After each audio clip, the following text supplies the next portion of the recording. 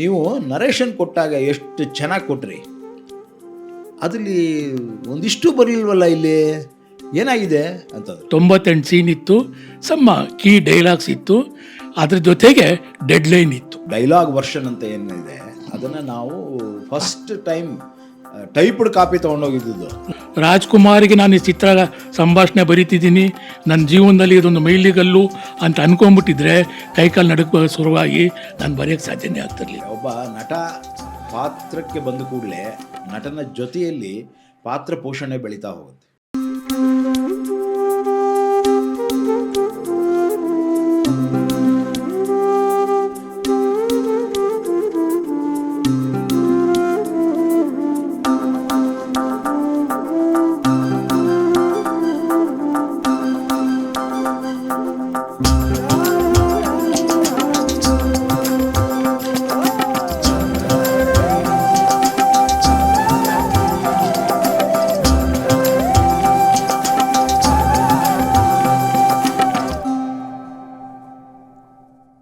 ನಮಸ್ಕಾರ, ನಾಗಾಭರಣ ಆವರಣಕ್ಕೆ ಸ್ವಾಗತ. ಆತ್ಮೀಯರೇ, ಆಕಸ್ಮಿಕದ ಈ ಸಂಚಿಕೆಗಳಲ್ಲಿ ನೀವು ಹಲವು ವಿಷಯಗಳನ್ನು ಅರ್ಥ ಮಾಡ್ಕೋತಾ ಇದ್ದೀರಾ. ಯಾವುದೇ ಒಂದು ಸಿನಿಮಾ ಕೇವಲ ಒಬ್ಬ ವ್ಯಕ್ತಿಯಿಂದ ಆಗೋದಿಲ್ಲ, ಅದೊಂದು ಎಲ್ಲರೂ ಸೇರಿ ಮಾಡುವಂತಹ ಒಂದು ಕ್ರಿಯೆ, ಸಾಂಘಿಕ ಕ್ರಿಯೆ. ಇಂತಹ ಒಂದು ಸಾಂಘಿಕ ಕ್ರಿಯೆಯಲ್ಲಿ ವಸ್ತು ವಿಶೇಷತೆಯನ್ನು ಯಾರು ತಂದುಕೊಡ್ತಾರೆ ಮತ್ತು ಯಾವುದನ್ನು ನಾವು ಚಲನಚಿತ್ರ ಸಾಹಿತ್ಯ ಅಂತ ಕರಿತೇವೆ.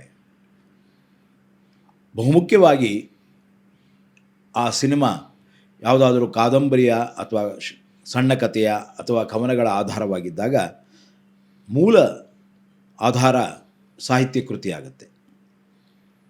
ನಾವೀಗ ಮಾತಾಡಲಿಕ್ಕೆ ಹೊರಟಿರುವಂತಹ ಆಕಸ್ಮಿಕ ತಾರಾಸು ಅವರ ಆಕಸ್ಮಿಕ ಅಪರಾಧಿ ಪರಿಣಾಮ ಈ 3 ಕಾದಂಬರಿಗಳ ಸಮನ್ವಯ ಕೃತಿ. ಒಂದು ಕಡೆ ಸಾಹಿತಿ ಮತ್ತು ಅವರ ಕಾದಂಬರಿ, ನಂತರ ಚಿತ್ರಕಥೆಯಾಗಿ ಅದು ಮಾರ್ಪಡುವುದು, ಆ ಮಾರ್ಪಾಟಿನಲ್ಲಿ ಆಗಿದ್ದಂತಹ ಹಲವು ಹೊತ್ತು ಬೇರೆ ಬೇರೆ ರೀತಿಯ ಯೋಚನೆಗಳು, ಬೇರೆ ಬೇರೆ ರೀತಿಯ ಪಾತ್ರ ಪೋಷಣೆಗಳು, ಇವುಗಳು ಕೂಡ ಚಿತ್ರಕಥಾ ಸಾಹಿತ್ಯವಾಗಿ ಮೂಡಿಬರ್ತದೆ. ಕಾದಂಬರಿ, ಚಿತ್ರಕಥಾ ಸಾಹಿತ್ಯ, ನಂತರ ಸಂಭಾಷಣಾ ಸಾಹಿತ್ಯ ಅದಕ್ಕೆ ಹೊಂದಿಕೊಳ್ತದೆ. ಬಹಳಷ್ಟು ಸಲ ಚಿತ್ರಕಥೆ ಬರೆದವರೇ ಸಂಭಾಷಣೆ ಬರೆದಿರ್ಬೋದು, ಬರಿದೇನೂ ಇರ್ಬೋದು. ಹಾಗಾಗಿ ಚಿತ್ರಕಥೆ ಮತ್ತು ಸಂಭಾಷಣೆ ಬೇರೆ ಬೇರೆಯದೇ ಆಗುತ್ತೆ. ಆಗ ಸಂಭಾಷಣಾ ಸಾಹಿತ್ಯ, ಕಾದಂಬರಿ ಸಾಹಿತ್ಯ, ಚಿತ್ರಕಥಾ ಸಾಹಿತ್ಯ ಮತ್ತು ಸಂಭಾಷಣಾ ಸಾಹಿತ್ಯ ಜೊತೆಗೆ ಗೀತರಚನಾ ಸಾಹಿತ್ಯ ಸೇರಿ ಒಟ್ಟು ಚಲನಚಿತ್ರ ಸಾಹಿತ್ಯ ಅಂದರೆ ಈ 4 ಆಯಾಮಗಳು ಒಟ್ಟಿಗೆ ಸೇರಿಕೊಳ್ತವೆ. ಈ 4 ಆಯಾಮಗಳನ್ನು ಒಟ್ಟಾರೆಯಾಗಿ ಸೇರಿಸಿ ನಾವು ಚಲನಚಿತ್ರ ಸಾಹಿತ್ಯ ಅಂತ ಕರಿತೇವೆ. ಈಗ ನಾವು ಆಕಸ್ಮಿಕದ ಈ ಚಲನಚಿತ್ರ ಸಾಹಿತ್ಯದ ಒಂದು ಅಂಗವಾದಂತಹ ಸಂಭಾಷಣಾ ಸಾಹಿತ್ಯದ ಬಗ್ಗೆ ಮಾತಾಡೋಕ್ಕೆ ಹೊರಟಿದ್ದೇವೆ. ಅದರಲ್ಲೂ ಬಹುಮುಖ್ಯವಾಗಿ ಚಿ. ಉದಯಶಂಕರ್ ಅವರು ಬರೆದಂತಹ ಸಂಭಾಷಣೆ ಮತ್ತು ಅದನ್ನು ಪರಿಷ್ಕರಿಸಿದ ಪಾಲ್ ಸುದರ್ಶನ್ ಅವರಿಬ್ಬರ ಸೃಜನಶೀಲ ಪ್ರಕ್ರಿಯೆಯಿಂದಾಗಿ ಸಿನಿಮಾದಲ್ಲಿ ಆದಂತಹ ಬದಲಾವಣೆಗಳೇನೇನು, ಇವುಗಳ ಬಗ್ಗೆ ಮಾತಾಡಲಿಕ್ಕೆ ಬರ್ತಿದ್ದೇನೆ. ಪ್ರಥಮತಃ ಉದಯಶಂಕರ್ ಬರೆದ ಆ ಸಂಭಾಷಣೆ ಯಾಕೆ ಬದಲಾಯಿತು, ಯಾರಿಂದ ಬದಲಾಯಿತು, ಯಾವುದನ್ನು ಬಳಸ್ಕೊಂಡ್ವಿ, ಇವೆಲ್ಲವನ್ನು ಈಗ ನಾನು ಮಾತಾಡಲಿಕ್ಕೆ ಹೊರಟಿರೋದು ನನ್ನ ಆತ್ಮೀಯ ಮಿತ್ರ ಶ್ರೀ ಪಾಲ್ ಸುದರ್ಶನ್. ಪಾಲ್ ಸುದರ್ಶನ್ ನಾವು ಭಾಳ ಆತ್ಮೀಯ ಕರೆಯೋದು ಮಿಲ್ಕ್ ಸುದರ್ಶನ್ ಅಂತ. ಯಾಕೆಂದರೆ ಅವರು KMF ಅಲ್ಲಿ ಕೆಲಸ ಮಾಡ್ತಾಯಿದ್ರು. ಹಾಗಾಗಿ KMFನ್ನು ನಾವು ಮಿಲ್ಕ್ ಅಂತ ತಾನೆ, ನಂದಿನಿ ಅಲ್ವೇ. ಸೊ ಮಿಲ್ಕ್ ಸುದರ್ಶನ್ ಅಂತ ನಮ್ಮ ತಮಿಳು ಸ್ನೇಹಿತರು ರೈಟರ್ಗಳೆಲ್ಲರೂ ಪಾಲನ್ನು ಕರಿತಾ ಇದ್ದದ್ದು ಮಿಲ್ಕ್ ಸುದರ್ಶನ್ ಅಂತಾನೆ. ಕಾರಣ ಯಾಕೆಂದರೆ ಅವರು ಪಾಲ್ ಅಂದರೆ ಮಿಲ್ಕ್ ಅಂತ ಅಂದ್ಕೊಂಡಿದ್ರು. ಆಮೇಲೆ ಗೊತ್ತಾಯ್ತು ಅವರಿಗೆ ಪಾಲ್ ಬೇರೆ ಮತ್ತು ಪಾಲು ಬೇರೆ. ಸೊ ಈಗ ಪಾಲ್ ಸುದರ್ಶನ್ ಅವ್ರ ಜೊತೆ ನಮ್ಮ ಮಾತು. ನಮಸ್ಕಾರ ಪಾಲ್, ವೆಲ್ಕಮ್, ಸುಸ್ವಾಗತ. ಆವರಣಕ್ಕೆ ಸ್ವಾಗತ. ಎಲ್ರಿಗೂ ನಮಸ್ಕಾರ. ಸರ್, ರಂಗಭೂಮಿಯಲ್ಲಿ, ಕನ್ನಡ ಹವ್ಯಾಸಿ ರಂಗಭೂಮಿಯಲ್ಲಿ ಒಬ್ಬ ರಂಗಕರ್ಮಿಯಾಗಿ, ಸಣ್ಣ ಕಥೆಗಾರನಾಗಿ, ನನ್ನಷ್ಟಕ್ಕೆ ನಾನು ತಲ್ಲೀನಾಗಿದ್ದ ನಾನು ಕಂಡರಿಯದೇ ಇರ್ತಕ್ಕಂಥ ಒಂದು ನೀಲಿ ಕುದುರೆ ಅಂದರೆ ಸಿನಿಮಾ ಕ್ಷೇತ್ರಕ್ಕೆ ಆಕಸ್ಮಿಕವಾಗಿ ನನ್ನನ್ನು ಕರೆತಂದದವರು ನೀವು. ನಿಮ್ಮ ಆಸ್ಫೋಟ ಚಲನಚಿತ್ರದಿಂದ ಆರಂಭ ಮಾಡಿ ಆಸ್ಫೋಟ, ಸಂತ ಶಿಶ್ನಾಳ್ ಶರೀಫ, ಪ್ರೇಮಾಗ್ನಿ, ಹೀಗೆ ಅನೇಕ ದೊಡ್ಡ ಸಿನಿಮಾಗಳಿಗೆ ಸಾಹಿತ್ಯ ರಚನೆಯನ್ನು ಮಾಡ್ಕೊಳ್ಳೋ ಅವಕಾಶ ಮಾಡಿಕೊಟ್ಟು ನನ್ನನ್ನು ಸಿನಿಮಾ ರಂಗಕ್ಕೆ ತಂದ್ರಿ. ಅದಕ್ಕೆ ಮೊದಲು ನಿಮಗೆ ಕೃತಜ್ಞತೆ ಪೂರ್ವಕವಾದ ನಮನಗಳನ್ನು ನಾನು ಅರ್ಪಿಸ್ತೀನಿ. Thank you sir, thank you so much. Sir, ಈ ಆಕಸ್ಮಿಕ ಸಿನಿಮಾಗೆ ಸಂಭಾಷಣೆ ಬರೀಲಿಕ್ಕೆ, ಅದು ರಾಜ್ಕುಮಾರ್ ಅಂತ ಒಬ್ಬ ದಿಗ್ಗಜ ನಟರ ಸಿನಿಮಾಗೆ ಸಂಭಾಷಣೆ ಬರೀಲಿಕ್ಕೆ ನನ್ನ ಹೆಸರನ್ನು ಆಯ್ಕೆ ಮಾಡಿದ್ದು ನನಗೆ ಒಂದು ಸರ್ಪ್ರೈಸ್ ಅನ್ನಿಸ್ತು. ಹೇಗೆ ಸಾಧ್ಯ ಆಯ್ತು ಸರ್ ಇದು? ಭಾಳ ಒಂದು ಇದರಿಂದ ಸ್ವಾರಸ್ಯಕರವಾದಂಥ ಒಂದು ಘಟನೆ ಇದೆ. ಯಾವುದೇ ಕಾರಣ ಏನೂ ಇಲ್ಲದೇ ಆಗೋಲ್ಲ. ಯಾವುದೋ ಮುಂದೆ ಆಗಬೇಕಾದ ಕಾರ್ಯಕ್ಕಾಗಿ ಒಂದು ಕಾರಣ ಇರುತ್ತೆ. ಆ ರೀತಿ ಒಂದು ಕಾರಣ ಇದು. ನಾನು, ಅಣ್ಣ ಅವರು ಮತ್ತು ವರದಣ್ಣ ಕೂತು ಈ ಚಿತ್ರಕಥೆಯನ್ನು ಫೈನಲ್ ಮಾಡಿದೆ. ಚಿತ್ರಕಥೆ ಫೈನಲ್ ಆದಮೇಲೆ ಸಂಭಾಷಣೆ ಬರೀಬೇಕಾದ್ರೆ ಆ್ಯಸ್ ಯೂಶ್ವಲ್ ಅಣ್ಣ ಅವ್ರ ಕಂಪ್ನಿಗೆ ಯಾರು ಬರಿತಾಯಿದ್ರು? ಉದಯ್ ಶಂಕರ್. ಸೊ ಉದಯ್ ಶಂಕರ್ ಅವ್ರಿಗೆ ಹೇಳೋದು ಅಂತಲೂ ಆಯ್ತು. ಆದರೆ ನಾನೇನು ಮಾಡಿದ್ದೆ, ಚಿತ್ರಕಥೆ ಆದಾಗ ಅದರ final version, 3rd version final ಆಗಿದ್ದು, ಕೀ ಡೈಲಾಗ್ಗಳನ್ನು ಕಾದಂಬರಿಯಿಂದನೇ ಬಳಸ್ಕೊಂಡಿದ್ದೆ. ಹಾಗಾಗಿ ಅದನ್ನು ನರೇಟ್ ಮಾಡ್ತಾ ಇರಬೇಕಾದ್ರೆ ಆ ಕೀ ಡೈಲಾಗ್ಗಳು ಭಾಳ ಚೆನ್ನಾಗಿ ಅಣ್ಣ ಅವ್ರಿಗೆ, ವರದಣ್ಣ ಅವ್ರಿಗೆ ಅದು ಕಂಡ್ರೆ ಭಾಳ ಇಷ್ಟ ಆಯಿತು. ಆದರೆ ಅಷ್ಟರಲ್ಲಿ ಉದಯ್ ಶಂಕರ್ ಅವ್ರಿಗೆ ಅಮ್ಮ ಹೇಳಿಬಿಟ್ಟಿದ್ರು, ಪಾರ್ವತಮ್ಮನವರು ಉದಯ್ ಶಂಕರ್ಗೆ ಸಂಭಾಷಣೆ ಬರೀಲಿಕ್ಕೆ ಹೇಳಿಬಿಟ್ಟಿದ್ರು. ಸೊ ಅವ್ರಿಗೆ ಕೊಟ್ವಿ, ಚಿತ್ರಕಥೆ ಕೊಟ್ಬಿಟ್ಟು ಸಂಭಾಷಣೆ ಮಾಡಿಕೊಡಿ ಅಂತ. ಸುಮಾರು ದಿವಸ ಅದು ನಮ್ಮ ಜನಾರ್ದನ್ ಹೋಟೆಲ್ನಲ್ಲಿ ಒಂದು ರೂಮ್ನಲ್ಲಿದ್ದರು ಅವರು. ನಾನು ಆಗಾಗ ವಾರಕ್ಕೊಂದು ಸಲ ವಿಸಿಟ್ ಹಾಕೋದು, ಅವ್ರು ಇನ್ನೂ ಬರಿತಾ ಇದ್ದೇನೆಯಾ ಅನ್ನೋದು. ಅವ್ರಿಗೊಬ್ಬ ಶಿಷ್ಯ ಇದ್ದ, ವ್ಯಾಸನಿಗೆ ಗಣಪತಿ ಇದ್ದ ಹಾಗೆ ಅವ್ರಿಗೊಬ್ಬರು ಶಿಷ್ಯರಿದ್ದರು. ಅವರನ್ನು ಹೋಗಿ ಕೇಳೋದು, ಏನಪ್ಪ ಬರ್ದಾಯ್ತಾ ಅಂತ. ಇನ್ನೂ ಇಲ್ಲ ಅಂತ ಅವನು ಹೇಳೋನು. ವಾಪಸ್ ಬರೋದು ಇದು ನಡೆದಿತ್ತು. ಒಂದಷ್ಟು ದಿವಸ ಆಗಿ ಸಾಂಗ್ ರೆಕಾರ್ಡಿಂಗ್ ಡೇಟ್ ಫಿಕ್ಸ್ ಆದಾಗ ಇದ್ದಕ್ಕಿದ್ದಾಗೆ ಡೈಲಾಗ್ ವರ್ಷನ್ ಸ್ಕ್ರಿಪ್ಟು ತಂದ್ಬೋಣ, ಪೂಜೆಗೆ ಇಟ್ಬೋಣ ಅಂತೆಲ್ಲ ಶುರುವಾಯಿತು. ಇದೇನಿದು, ಡೈಲಾಗೇ ಇಲ್ಲ, ಹೆಂಗೆ ಮಾಡ್ತಾರೆ ಅಂದ್ಬಿಟ್ಟು ಓಡಿದೆ. ಆಗ ಹೋಗಿ ಕೇಳಿದ್ರೆ, ಹೌದಾ, ಫಿಕ್ಸ್ ಆಗಿಬಿಟ್ಟಿದೆ ಎಲ್ಲ ಡೇಟ್ ಎಲ್ಲ, ಹಾಗಾದ್ರೆ ನಾಳೆ ಮಧ್ಯಾಹ್ನದೊಳಗೆ ರೆಡಿ ಮಾಡ್ತೀನಿ. ಅದೇನು ಮಾಡಿದ್ರೂ ಗೊತ್ತಿಲ್ಲ, ಒಟ್ಟಿನಲ್ಲಿ ರೆಡಿಯಾಗಿ ಬಂತು. ಅದೃಷ್ಟಕ್ಕೆ ಪೂಜೆ ಮುಂದಕ್ಕೆ ಹೋಯಿತು. ಸೊ ಅಣ್ಣ ಹೇಳಿದ್ರು, ಒಂದು ರೀಡಿಂಗ್ ತೊಗೊಂಬೋಣ ಅಂತ. ಉದಯ್ ಶಂಕರೇ ತೊಗೊಂಬಂದ್ರು, ಅವ್ರು ಬರ್ದಿದ್ದ ಸಂಭಾಷಣೆ ರೀಡಿಂಗ್ ಕೊಡ್ತು. ರೀಡಿಂಗ್ ಶುರುವಾಯಿತು ಬೆಳಗ್ಗೆ, ಮಧ್ಯಾಹ್ನ 1 ಗಂಟೆ ಅಷ್ಟೊತ್ತು ಮುಗೀತು. ರೀಡಿಂಗ್ ಮುಗಿದ ಮೇಲೆ ಅಣ್ಣವರು ಏನೂ ಮಾತಾಡಲಿಲ್ಲ, ವರದಣ್ಣವರು ಏನೂ ಮಾತಾಡಲಿಲ್ಲ. ಊಟಕ್ಕೆ ಎದ್ವಿ. ಉದಯ್ ಶಂಕರ್ ಆ ಸ್ಕ್ರಿಪ್ಟನ್ನ ನನ್ನ ಕೈ ಕೊಟ್ಬಿಟ್ಟು, ಆಯ್ತಪ್ಪ ನನ್ನ ಕೆಲಸ ಇನ್ನು ನಿಂದು ಅಂತ ಹೇಳಿ ನನಗೆ ವಿಶ್ ಮಾಡಿ ಹೋದ. ಊಟ ಆಯಿತು ನಮ್ಮದೆಲ್ಲ. ಊಟ ಆದಮೇಲೆ ಮತ್ತೆ ಬಂದರು ಅವರು, ಇಬ್ಬರು ಅಣ್ಣ ತಮ್ಮಂದರು ಬಂದು, ಏನಪ್ಪ ಏನು ಅನಿಸ್ತದೆ ಅಂತ ಅವರಿಬ್ಬರೇ ಮಾತಾಡ್ಕೋತಿದ್ರು. ವರದಣ್ಣನು ಅಣ್ಣ, ನಿಂಗೇನು ಅನಿಸ್ತಪ್ಪ ಅಂತ ಅವರು. ಏನೂ ಸ್ವಾರಸ್ಯ ಅಲ್ಲ, ಏನೂ ಹೆಚ್ಚು ಕಡಿಮೆ, ಏನಪ್ಪ ಅನಿಸಿಲ್ವ ನನಗೆ ಅಂತ ಅವರು. ನಾನು ಸುಮ್ಮನೆ ಮೂಕ ಪ್ರೇಕ್ಷಕನಾಗಿ ಇಬ್ಬರು ಮುಖ ನೋಡ್ತಾ ಕೂತಿದ್ದೆ. ಕೊನೆಗೆ ಅವ್ರು ನನ್ನ ಕಡೆ ತಿರುಗಿ, ನೀವು ನರೇಷನ್ ಕೊಟ್ಟಾಗ ಎಷ್ಟು ಚೆನ್ನಾಗಿ ಕೊಟ್ರಿ, ಅದರಲ್ಲಿ ಒಂದಿಷ್ಟು ಬರಲಿಲ್ವಲ್ಲ, ಇಲ್ಲಿ ಏನಾಗಿದೆ ಅಂತಂದರು. ಸರ್, ಡೈಲಾಗಿನ ದಿಕ್ಕು ಬೇರೆ ಆಗಿದೆ ಅಲ್ವಾ? ಹಾಗೆ ಅನ್ನಿಸ್ತು. ಸುಮ್ಮನೆ ಕೊಂಕಣ ಸುತ್ತಿ ಮೈಲಾರಕ್ಕೆ ಬರ್ತಾಯಿದ್ರು, ಕೊಂಕಣ ಸುತ್ತೋದು ಮೈಲಾರಕ್ಕೆ ಬರೋದು. ಡೈಲಾಗ್ ಇಂಪಾರ್ಟೆಂಟ್ ಅಲ್ಲಪ್ಪ, ಸಿನಿಮಾ ಇಂಪಾರ್ಟೆಂಟು ಅಂತ ಇವರು ವರದಣ್ಣ ಅವರು ಅಣ್ಣಂಗೆ ಹೇಳಿದ್ರು. ಅಣ್ಣ ಒಂದೇ ಮಾತು ಹೇಳಿದ್ರು, ನನಗೆ ಗೊತ್ತಿಲ್ಲ, ನೀವೇನು ಅವತ್ತು ರೀಡಿಂಗ್ ಕೊಟ್ಟಿದ್ರಿ ಆ ರೀತಿ ಡೈಲಾಗ್ ಇರಬೇಕು, ಆ ಓಘ ಇರಬೇಕು. ಅದನ್ನು ರೆಡಿ ಮಾಡ್ಕೊಂಡು ಬನ್ನಿ, ಹೆಂಗೆ ಮಾಡ್ತೀರೋ ಗೊತ್ತಿಲ್ಲ, ನಾಳಿದ್ರಲ್ಲಿ ಅದನ್ನು ಮುಗಿಸ್ಕೊಂಡು ನಾವು ಪೂಜೆಗೆ ಕೊಟ್ಬೋಣ ಅಂತ ಹೇಳಿದ್ರು. ಪೂಜೆಗೆ ಫೈಲ್ ಕೊಡಬೇಕಾಗಿತ್ತು ನಾವು. ಸರಿ ನನಗೆ ವಿಧಿ ಇಲ್ಲ, ಬಟ್ ಇಷ್ಟರಲ್ಲಾಗಲೇ ನಾನು ನಿಮ್ಮ ಹತ್ರ ಬಂದು ಆಗಾಗ ನಾನೊಂದು ಕತೆ ಮಾಡ್ತಾಯಿದ್ದೀನಿ, ಆಕಸ್ಮಿಕ ಅಂತ ಕತೆ ಅಂತ ಹೇಳ್ತಾ ಇದ್ದೆ ಹೊರತು ಯಾರು ಅಂತ ಹೇಳಿರಲಿಲ್ಲ, ಯಾರು ಯಾರಿಗೆ ಏನೂ ಹೇಳಿರಲಿಲ್ಲ. ಯಾಕೆ ನನಗೆ ಅದನ್ನು ಹೇಳೋದಕ್ಕೆ ಹಿಂದೇಟು ಹೊಡಿದಿದ್ದೆ. ಯಾವಾಗ ಪಾರ್ವತಮ್ಮನವ್ರು ಅನೌನ್ಸ್ ಮಾಡಿದ್ರೋ ಅಲ್ಲಿ ಆವಾಗಲೇ ಹೇಳಿದ್ದು, ಅಲ್ಲಿವರೆಗೂ ಹೇಳಿರಲಿಲ್ಲ. ಅದಾದಮೇಲೆ ಇದೆಲ್ಲ ಪ್ರಕ್ರಿಯೆ ಶುರುವಾಗಿದ್ದು. ಇಷ್ಟರಲ್ಲಾಗಲೇ ಸಾಕಷ್ಟು ಜನಕ್ಕೆ ಗೊತ್ತಿತ್ತು ನಾನು ರಾಜ್ಕುಮಾರ್ ಕಂಪ್ನಿಗೆ ಮಾಡ್ತಾಯಿದ್ದೀನಿ ಅಂತ. ಆ ಸ್ಕ್ರಿಪ್ಟನ್ನು ನಾನು 3ನೇ ವರ್ಷ ಓಕೆ ಆದ ನನ್ನ ಕೈ ಬರಹದ ಸ್ಕ್ರಿಪ್ಟನ್ನು ಮತ್ತು ಒರಿಜಿನಲ್ ಕಾದಂಬರಿಯನ್ನು ಎರಡನ್ನೂ ತಂದು ನಿಮ್ಮ ಮನೆಗೆ ಒಪ್ಪಿಸಿದೆ. ನೀವು ಇರಲಿಲ್ಲ, ನಿಮ್ಮ ಮಗಳು ದಿವ್ಯಾ ಇದ್ಲು, ಅವಳ ಕೈ ಕೊಟ್ಬಿಟ್ಟು ನೋಡಮ್ಮ ಹೇಳ್ಬಿಡು ಇದು ಡೈಲಾಗ್ ರೆಡಿ ಆಗಬೇಕು ಅರ್ಜೆಂಟ್ ಅಂತ ಹೇಳ್ಬಿಟ್ಟು ಹೊರಟದೆ ಅಷ್ಟೇ. ಹೀಗಾಗಿ ನೀವು ನನಗೆ ಗೊತ್ತು, ನೀವು ಬರೀ ರೈಟರ್ ಅಲ್ಲ, ನೀವು ಒಂಥರ ಟೈಪ್ ರೈಟರು. ಸೊ ಹಾಗಾಗಿ ನಾನು ನಿಮ್ಮನ್ನು ಕರೆಯೋದೇ ಟೈಪ್ ರೈಟರ್ ಅಂತ. ಸೊ ನಿರರ್ಗಳವಾಗಿ ನೀವು ಟೈಪ್ ಮಾಡಿಬಿಡ್ತೀರಾ, ನನ್ನ ಕೈಗೆ ಸಿಕ್ಕಿಬಿಡುತ್ತೆ. First time in the history of Kannada cinema typed script ತೊಗೊಂಡು ಹೋಗ್ತೀನಿ ಅಂತ ನಾನು.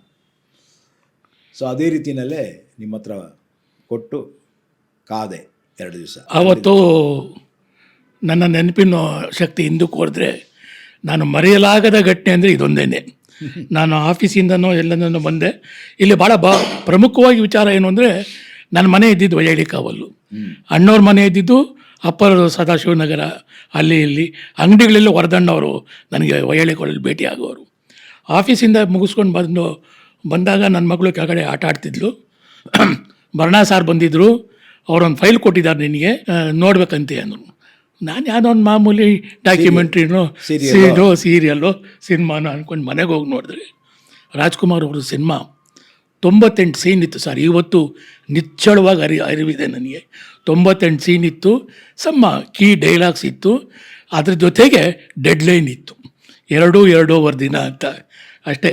ನಾನು ಆವತ್ತಿನ ದಿವಸ ನಾನೇನಾದರೂ ರಾಜ್ಕುಮಾರಿಗೆ ನಾನು ಈ ಚಿತ್ರ ಸಂಭಾಷಣೆ ಬರೀತಿದ್ದೀನಿ, ನನ್ನ ಜೀವನದಲ್ಲಿ ಇದೊಂದು ಮೈಲಿಗಲ್ಲು ಅಂತ ಅಂದ್ಕೊಂಬಿಟ್ಟಿದ್ರೆ ಕೈಕಾಲು ನಡುಕ ಶುರುವಾಗಿ ನಾನು ಬರೆಯೋಕ್ಕೆ ಸಾಧ್ಯನೇ ಆಗ್ತಿರಲಿಲ್ಲ. ಮರಣಾ ಸಾರ್ ಬಂದಿದ್ದಾರೆ, ಕೊಟ್ಟಿದ್ದಾರೆ, ಇದಕ್ಕೊಂದು ಡೆಡ್ಲೈನ್ ಇದೆ, ಅಷ್ಟೇ ಗುರಿ ಇಟ್ಕೊಂಡು ನೀವು ಹೇಳ್ದಂಗೆ ನನ್ನ ಮನೆ ಹಾಲಲ್ಲಿ ಟೈಪ್ರೈಟರ್ ಇಟ್ಕೊಂಡು ಶುರು ಮಾಡಿದವನು 1-1.5 ದಿವಸದಲ್ಲಿ ಬರೆದು ಮುಗಿಸಿದೆ. ನನಗೂ ಭಾಳ ಖುಷಿ ಆಯಿತು. ಜೀವನದಲ್ಲಿ ಒಂದು ದೊಡ್ಡ ಸಾಧನೆಯನ್ನು ಮಾಡಿದ್ದೀನಿ ಅಂತ ಆವತ್ತು ಹೆಮ್ಮೆ ಅನ್ನಿಸ್ತು ನನಗೆ. ಸೊ ಆ ಡೈಲಾಗ್ ವರ್ಷನ್ ಅಂತ ಏನಿದೆ ಅದನ್ನು ನಾವು ಫಸ್ಟ್ ಟೈಮ್ ಟೈಪ್ಡ್ ಕಾಪಿ ತೊಗೊಂಡೋಗಿದ್ದು. ನೀವು ಬಂದು ಕೊಟ್ಟಿದ್ದು ಟೈಪ್ ಕಾಪಿ ಅದು. ಆವಾಗ ಇನ್ನೂ ಕಂಪ್ಯೂಟರ್ ಬಂದಿರಲಿಲ್ಲ. ಇಲ್ಲ, ನಾನು ಬರೆದು ಅಭ್ಯಾಸನೇ ಇಲ್ಲ ಸರ್ ನನಗೆ. ನನ್ನ ಜೀವನೋಪಾಯಕ್ಕೆ ನಾನು ಕನ್ನಡ ಟೈಪಿಂಗ್ ಕಲಿತೆ. ಮೊದಲು 68ನೇ ಬ್ಯಾಚು ಕರ್ನಾಟಕ ಸ್ಟೇಟ್ನಲ್ಲಿ ಕನ್ನಡ ಟೈಪಿಂಗ್ ಇಂಟ್ರೊಡ್ಯೂಸ್ ಆಗಿದ್ದ ಫಸ್ಟ್ ಬ್ಯಾಚಲ್ಲೇ ನಾನು ಹೋಗಿ ಕನ್ನಡ ಟೈಪಿಂಗ್ ಕಲಿತೆ. ನಾನು ಕನ್ನಡ ಟೈಪಿಂಗ್ ಕಲಿತು ಕೆಲವೇ ಟೈಪಿಸ್ಟ್ಗಳಲ್ಲಿ ನಾನು ಒಬ್ಬ ಅಂದ್ಬಿಟ್ಟು ನನಗೆ ಎಂಪ್ಲಾಯ್ಮೆಂಟ್ ಎಕ್ಸ್ಚೇಂಜಿಂದ ಬೆಂಗಳೂರು ಡೈರಿಲಿ ಕೆಲಸ ಸಿಕ್ಕಿ KMF ಸಿಕ್ತು. ಹೀಗಾಗಿ ನನ್ನ ವೃತ್ತಿ ಅದು ಟೈಪ್ ಮಾಡೋದು. ಇವತ್ತವರೆಗೂ ನನಗೆ ಬರೆದ ಅಭ್ಯಾಸನೇ ಇಲ್ಲ. ಸೊ ಹಾಗಾಗಿ ಕನ್ನಡಕ್ಕೆ ಮೊದಲ ಸ್ಕ್ರಿಪ್ಟ್ ಟೈಪ್ ಆಗಿ ಬಂದಿದ್ದು ಅಲ್ಲಿ. ಹೌದು ಸರ್. ಸೊ ಅದನ್ನು ತಗೊಂಡು ಸಂಭಾಷಣೆ ನಿಮ್ಮದು ಇಟ್ಕೊಂಡು ಅದನ್ನು ಒಂದು ರೀಡಿಂಗ್ ಕೊಡೋದಕ್ಕೆ ಹೋದೆ ಅವರಿಗೆ. ಯಾಕೆಂದ್ರೆ ರೀಡಿಂಗ್ ಕೊಟ್ಟ ಮೇಲೆ ಅದು ಪೂಜೆಗೆ ಫೈನಲ್ಗೆ ಹೋಗ್ಬೇಕಿತ್ತು. ನನ್ನ ಅದೃಷ್ಟ ಚೆನ್ನಾಗಿತ್ತು. ನಾನು ಮತ್ತೆ ಆಮೇಲೆ ನೀವು ಬರೆದಂಥ ಡೈಲಾಗನ್ನು ಉದಯಶಂಕರ್ ಕೆಲವು ಡೈಲಾಗ್ಗಳನ್ನು ಇದನ್ನು ಇಟ್ಕೊಂಡು ನಾನು ಯಾವಾಗಲೂ ಮಾಡೋ ಹಾಗೆ ಪರ್ಮಿಟೇಷನ್ ಕಾಂಬಿನೇಷನ್ ಮಾಡ್ತೇನೆ. ಎಲ್ಲ ಆ ರೈಟ್ರ್ ಬರೆದಿದ್ದಾನೆ ಅಂತ ಅದನ್ನೇ ಬಳಸಲ್ಲ, ಈ ರೈಟ್ರ್ ಬರೆದಿದ್ದಾನೆ ಅಂತ ಇದನ್ನೇ ಬಳಸಲ್ಲ. ನಾನು ನನಗೆ ಬೇಕಾದ ಹಾಗೆ ಅವುಗಳನ್ನು ತಿದ್ದಿ ಮಾಡಿಕೊಂಡು ಶೂಟಿಂಗ್ನಲ್ಲೂ ತಿದ್ತಾ ಇರ್ತೀನಿ. ಬಟ್ ಅದನ್ನು ಆದಷ್ಟು ಫೈನಲ್ ವರ್ಷನ್ಗೆ ಅದನ್ನು ಓಕೆ ಮಾಡ್ತೀನಿ. ಆ ರೀತಿ ತಿದ್ದಿ ರೀಡಿಂಗ್ ಕೊಟ್ಟೆ. ರೀಡಿಂಗ್ ಕೇಳಿದಾಗ ಅಣ್ಣ ಮತ್ತು ವರದಣ್ಣ ಇಬ್ಬರು ಥ್ರಿಲ್ಡ್. ಚೆನ್ನಾಗಿದೆ, ಯಾರೇ ಬರೆದಿದ್ದು ಅಂದರು. ಅಲ್ಲಿವರೆಗೂ ನಿಮ್ಮ ಹೆಸರು ಹೇಳಿರಲಿಲ್ಲ. ಹೌದು ಸರ್. ಯಾಕೆಂದ್ರೆ ಯಾರಿಗೂ ಹೆಸರು ಹೇಳಬಾರದು ಅಂತ ಸುಮ್ಮನೆ ನಾನು, ಯಾಕೆಂದರೆ ಉದಯಶಂಕರ್ಗೆ ಅವ್ರ ಹೆಸರಿನಲ್ಲಿ ಸಂಭಾಷಣೆ ಇವತ್ತಿಗೂ ಕೂಡ ಸಿನಿಮಾದಲ್ಲಿ ಉದಯಶಂಕರ್ ಹೆಸರಲ್ಲೇ ಇರೋದು. ಅದು ನಿಜವಾಗ್ಲೂ ನಾವು ಕೊಟ್ಟ ಗೌರವ ಅವರಿಗೆ. ಸೊ ಆ ಗೌರವ ಮತ್ತು ಪ್ರೀತಿಯಿಂದ ಅದನ್ನು ಹಾಗೆ ಇಟ್ಕೊಂಡ್ವಿ. ಆದರೆ ಏನಾಯಿತು ಅಂತಂದರೆ, ಆ ಪಾರ್ವತಮ್ಮನವರು ಅವರಿಗೆ ಒಪ್ಪಿಗೆ ಕೊಟ್ಟಿದ್ದರಿಂದ, ಉದಯಶಂಕರ್ ಬರೀತಾರೆ ಅಂತ ಹೇಳಿಬಿಟ್ಟಿದ್ದರಿಂದ ನಾವು ಅದನ್ನು ಚೇಂಜ್ ಮಾಡಲಿಲ್ಲ. ಆದರೆ ನಮಗೇನು ಬೇಕಾಗಿತ್ತು ಅದನ್ನು ನಾವು ಪಡ್ಕೊಳ್ಳೇಬೇಕಾಗಿದ್ದರಿಂದ ನೀವು ಅದರಲ್ಲಿ ಬಂದ್ರಿ. ಪಾಲ್ ಸುದರ್ಶನ್ ಡೈಲಾಗ್ ರೈಟರ್ ಆಗಿ ಬಂದು. ಸೊ ನಾವು 2 ಮಿಕ್ಸರ್ ಏನಿದೆ, ಆ ಡೈಲಾಗ್ ಈ ಡೈಲಾಗು, ಅವುಗಳ ಮುಖಾಂತರ ನಾನೊಂದು ಹೊಸ ಚಿತ್ರಕಥೆಯನ್ನು ಸಿದ್ಧ ಮಾಡಿಕೊಂಡೆ. That is the version which I shot.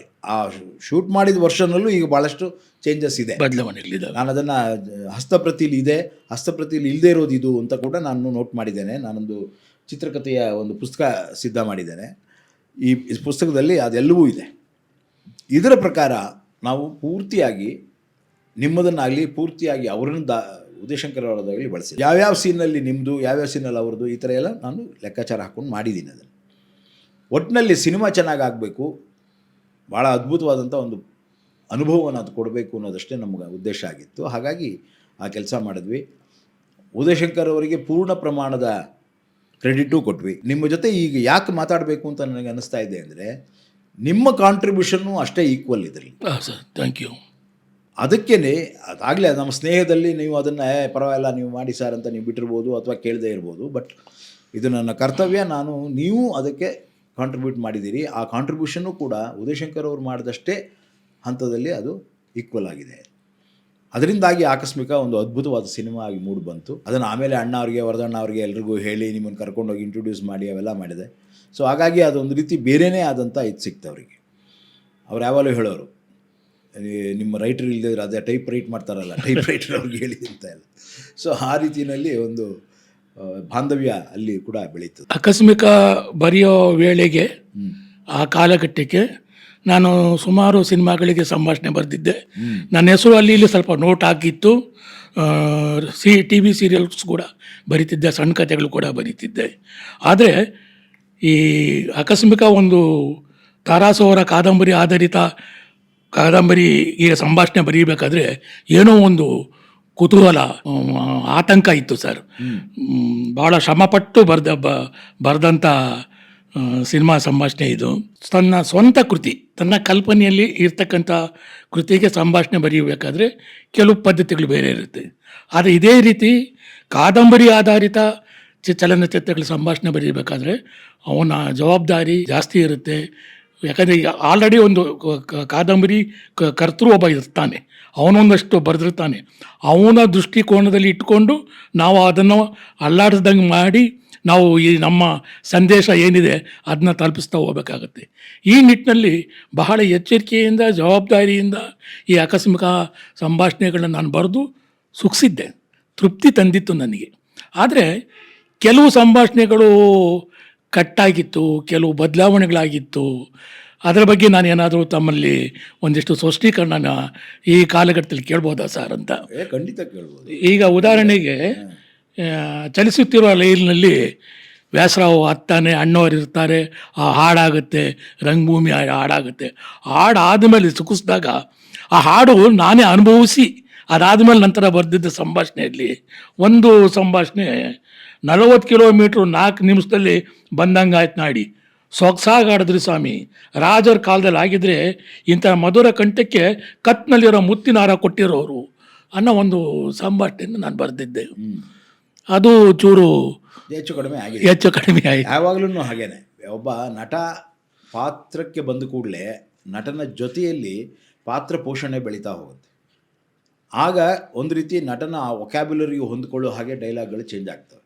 ಒಂದಿದು. ಇನ್ನೊಂದು, ನಾವೇ ಅಂದರೆ ಇಡೀ ಕತೆ ನನಗೆ ಗೊತ್ತಿರೋದ್ರಿಂದ, ಇಡೀ ಸಂಭಾಷಣೆ ನನ್ನ ತಲೆಯಲ್ಲಿ ಇರೋದ್ರಿಂದ ಅದು ಎಲ್ಲೋ ಅನ್ನೆಸೆಸರಿಯಾಗಿ ಹೇಳ್ತಾ ಇದೆ. ಮಾತು ಜಾಸ್ತಿ ಇರಬಾರ್ದು, ಮಾತು ಕಮ್ಮಿ ಇರಬೇಕು, ವಿಜುವಲ್ಸ್ ಜಾಸ್ತಿ ಬೀಳಬೇಕು ಅನ್ನೋದು ಬಂದಾಗ ತಾನಾಗಿ ಅದನ್ನು ಕೆಲವನ್ನ ರಿಮೂವ್ ಮಾಡ್ತೇವೆ. ಸೊ ಆ ರೀತಿಯಲ್ಲಿ ಇಡೀ ಸಿನಿಮಾದಲ್ಲಿ ಆ ರೀತಿ ಇದೆ. ಸಾಕಷ್ಟು ಎಲ್ಲ ಇದರಲ್ಲೂ ನಾನು ಸ್ಕ್ರಿಪ್ಟ್ ಮಾಡಿದಾಗ ಆ ಸ್ಕ್ರಿಪ್ಟಲ್ಲಿ ಹಸ್ತಪ್ರತಿಯಲ್ಲಿ ಇದೆ, ಸಿನಿಮಾದಲ್ಲಿ ಚಲನಚಿತ್ರದಲ್ಲಿ ಇಲ್ಲ ಅಂತ ನೋಟ್ ಮಾಡಿದ್ದೇನೆ. ಪ್ರತಿಯೊಂದರಲ್ಲೂ ಆ ಥರ ನೋಟ್ ಮಾಡಿದ್ದೇನೆ. ಹೌದು ಸರ್, ಹೌದು ಅಲ್ವಾ? ಸೊ ಇದು ಯಾಕೆ ಹಿಂಗೆ ಮಾಡಿದ್ದೀನಿ ಅಂತಂದರೆ, ಹಸ್ತಪ್ರತಿಲಿ ಇತ್ತು ಇದು ಡೈಲಾಗು. ನೀವೇ ಹೇಳಿದ್ರಂದು 40 ಕಿಲೋಮೀಟ್ರ್ನ 4 ನಿಮಿಷದಲ್ಲಿ ಬಂದಂಗಾಯ್ತು ನೋಡಿ, ಸೊಗಸಾಗಿ ಹಾಡಿದ್ರಿ ಸ್ವಾಮಿ, ರಾಜರ ಕಾಲದಲ್ಲಾಗಿದ್ದರೆ ಇಂಥ ಮಧುರ ಕಂಠಕ್ಕೆ ಕತ್ತಿನಲ್ಲಿರೋ ಮುತ್ತಿನ ಹಾರ ಕೊಟ್ಟಿರೋರು. ಇದು ರಾಜರ ಕಾಲನೂ ಅಲ್ಲ, ನಾನು ರಾಜನೂ ಅಲ್ಲ. ಹಾಡಿ ಹಾಡಿ ಆಹಾ ಅಂತಿರೋ ಗಂಟಲಿಗೆ ಒಂಚೂರು ಬೆಚ್ಚನ ಕಾಫಿ ಅಥವಾ ಟೀ ಇಷ್ಟಾಗ್ತಿತ್ತು. ಒಬ್ಬ ಆ್ಯಕ್ಟರ್ನ ಇಷ್ಟು ಉದ್ದದ ಡೈಲಾಗ್ ಏನಿದೆ ಅದು ಇನ್ಫಾರ್ಮೇಷನ್ಗಿಂತ ಎಕ್ಸ್ಪ್ಲನೇಟರಿ ಆಗುತ್ತೆ. ಸೊ ನಮಗೆ ಆ್ಯಕ್ಷನ್ ಬೇಕಾಗಿತ್ತು. ಅದನ್ನು ನಾವು ಏನು ಚೇಂಜ್ ಮಾಡಿಲ್ಲ. 40 ಕಿಲೋಮೀಟರ್ ದೂರನ 4 ನಿಮಿಷದಲ್ಲಿ ಬಂದಂಗಾಯ್ತು. ಹಾಡಿ ಹಾಡಿ ಆಯಾಸ ಆಗಿರೋ ನಿಮ್ಮ ಗಂಟ್ಲಿಗೆ ಸ್ವಲ್ಪ ಕಾಫಿ ಟೀ ಬಿಡಿ ಹೋಗಲಿ ಬಿಸಿ ಬಿಸಿ ಹಾಲು ಖಂಡಿತ ಬೇಡಿ, ಗೆಳೆಯನ ಮದುವೆ ಊಟ, ಒಂದು ಗ್ಲಾಸ್ ನೀರು ಕೂಡ ಒಳಗೆ ಹೋಗಾಗಿಲ್ಲ. ಸಾರಿ, ನಾನಿನ್ನು ಬಲವಂತ ಮಾಡಲ್ಲ. ಅಲ್ಲಿ ಆ್ಯಡ್ ಮಾಡಿದ್ವಿ. ಆಮೇಲೆ ನಾನು ಹೋಗಿ ಹಾಕ್ಕೊಂಬರಲೆ, ಏನ ಕಾಫಿನಾ ಸ್ವಾಮಿ ಕಾಫಿ ಅಂತ ನಕ್ಕೊಂಡು ಹೋಗ್ತಾರೆ. ಅರ್ಥವಾಯ್ತು, ಓಹೋ ಎಲ್ಲಿಗೋ ಹೋಗ್ಬಿಟ್ರಲ್ಲ ಇವರು ಅಂತ ನಕ್ಕೊಂಡು. ಸೊ ನಾವು ನಟ ಮತ್ತು ಸನ್ನಿವೇಶ ಇವುಗಳಲ್ಲಿ ಆಗುವಂತಹ ಒಂದು ಕೆಮಿಸ್ಟ್ರಿ ಇರುತ್ತೆ, ಅದನ್ನು ನಾವು ವಿಜುವಲಿ ಶೂಟ್ ಮಾಡ್ತಾ ಇರ್ತೇವೆ. ಸೊ ಎಷ್ಟೋ ಸಲ ನಟನೆ ಇಂಪ್ರೂವೈಸ್ ಮಾಡಿಬಿಡ್ತಾನೆ. ಹೌದು, ಆ್ಯಕ್ಚುಲಿ ಆ ರೀತಿ ಇಂಪ್ರೂವೈಸ್ ಮಾಡಿದ್ದೆ ಅದು. ಆಳ ಚಟ ನೋಡಿ ಒಂದು ಸಲ ಹಾಕ್ಕೊಂಡು ಬರ್ತೀನಿ ಅಂದರು. ಆಳ ಚಟ ನೋಡಿ ಒಂದು ಸಲ ಹಾಕ್ಕೊಂಡು ಬರ್ತೀನಿ ಅಂದ ಕೂಡಲೇ ಏನು ಹಾಕ್ಕೊಂಡು ಬರ್ತೀರಿ ಅಂತಾರೆ ಅಣ್ಣ. ಇವತ್ತಿಗೂ ಕಾಫಿ ಸ್ವಾಮಿ ಕಾಫಿ. ಇವತ್ತಿಗೂ ಕಣ್ಣು ಕಡ್ದಂಗಿದೆ. ಅರ್ಥವಾಯ್ತು. ಓಹೋ ಎಲ್ಲಿಗೋ ಹೋಗ್ಬಿಟ್ರಲ್ಲ ಅಂತ. ಅಂದರೆ ಅಲ್ಲಿ ಅದು ಇಂಪ್ರೂವೈಸ್ ಆಗಿದ್ದು ಆ ಎರಡು ಕೊನೆಯ ಡೈಲಾಗ್ಗಳು. ಉಳಿದದ್ದು ಇಲ್ಲಿ ಇದ್ದದ್ದೇ, ಸ್ಕ್ರಿಪ್ಟ್ನಲ್ಲಿ ಇದ್ದದ್ದೇ. ಸೊ ಈ ರೀತಿ ಅದನ್ನು ಆಯಾ ಇದು ಎ ಕಲೆಕ್ಟಿವ್ ಆರ್ಟ್, ಎಲ್ಲರೂ ಒಂದೊಂಚೂರು ಕಾಂಟ್ರಿಬ್ಯೂಟ್ ಮಾಡ್ತಾ ಇರ್ತಾರೆ. ಸೊ ನೀವೇ ಹೇಳಿದಾಗೆ ಅಲ್ಲಿ 3 ಜನ ರೈಟರ್ಗಳಿದ್ದಾರೆ. ತಾರಾಸು ಇದ್ದಾರೆ, ಉದಯಶಂಕರ್ ಇದ್ದಾರೆ, ನೀವಿದ್ದೀರಿ. ನಿಮ್ಮ 3 ಜನರ ಮೇಲೆ ಇನ್ನೊಬ್ಬ ರೈಟರ್ ಇದ್ದಾನೆ, ನಾಗಪ್ಪ. ಅದು ಪ್ರಾಯಶಃ ಭಾಳ ಜನ ಗೊತ್ತಿಲ್ಲ ಅನ್ಕಾಣತ್ತೆ. ನೀವು ಒಬ್ಬರು ಮೂಲತಃ ಒಳ್ಳೆ ಲೇಖಕರಾಗಿರೋದ್ರಿಂದ, ರೈಟರ್ ಆಗಿರೋದ್ರಿಂದ ಈ ನಿರ್ದೇಶನದಲ್ಲಿ ಈ ಸಾಫಲ್ಯತೆ ಕಳ್ಳಕ್ಕೆ ಸಾಧ್ಯ ಆಯಿತು ಅಂತ ನಾನು ಅಂದ್ಕೊಂಡಿದ್ದೀನಿ ಸರ್. ಹಾಗಾಗಿ ನಾನು ಸಾಕಷ್ಟು ಸಲ ಕೈಯಾಡಿಸ್ತಾ ಇರ್ತೇನೆ. ನಾವು ನಾಟಕದಲ್ಲಿ ಅದನ್ನು ಮಾಡಿ ರೂಢಿಯಾಗಿರೋದ್ರಿಂದ ಎಡಿಟ್ ಮಾಡೋದು ಭಾಳ ಈಸಿ. ನಮಗೆ ಕಟ್ಟೋದು ಕಷ್ಟ ಆಗ್ಬೋದು, ಎಡಿಟ್ ಮಾಡೋದು ಭಾಳ ಈಸಿ. ಒಬ್ಬ ಸಂಭಾಷಣೆಗಾರ ತನ್ನ ಸಂಭಾಷಣೆಯ ಮೂಲಕ ಕಥೆಯನ್ನು ಮೂವ್ ಮಾಡಿಕೊಂಡು ಹೋಗ್ತಾ ಇರ್ತಾನೆ. ಅದ್ರ ಮಧ್ಯೆ ಅಲ್ಲಲ್ಲಿ ಒಂದು ಸಣ್ಣ ಮೆಸೇಜು ಸಂಭಾಷಣೆಕಾರನಾಗಿ ಕೊಡೋದು ಅವನ ಕರ್ತವ್ಯ ಅಂತ ನಾವು ಅಂದ್ಕೊಂಡಿದ್ದೀವಿ. ಇಲ್ಲಿ ಒಂದು ಕಡೆ ನೋವನ್ನು ನುಂಗ್ತಾ ಬಾಳೋದನ್ನ ಕಲಿ ಅನ್ನೋದು ಒಂದು ಸಂಭಾಷಣೆ ಬರೆದಿದ್ದೆ ನಾನು. ಅದು ಒಂಚೂರು ಏರುಪೇರಾಗಿತ್ತೇನೋ ಅಂತ. ಕೋಕಿಲೆ ಮಾಧುರ್ಯ ಹಾಡದಾಗಲಿ ತಾನೇ ಗೊತ್ತಾಗೋದು. ಮೂರ್ತಿ ಸೂರ್ಯನ ಸೊಬಗು ಸಂಜೆ ಆದಮೇಲೆ ತಿಳಿಯೋದು. ಮೂರ್ತಿ ಮತ್ತು ಕ್ಲಾರಾ ಇಬ್ಬರು ದಾಂಪತ್ಯದ ಸುಖ ಒಲವು ಅರಳಿದಾಗಲೇ ಸಿಗ್ತದೆ.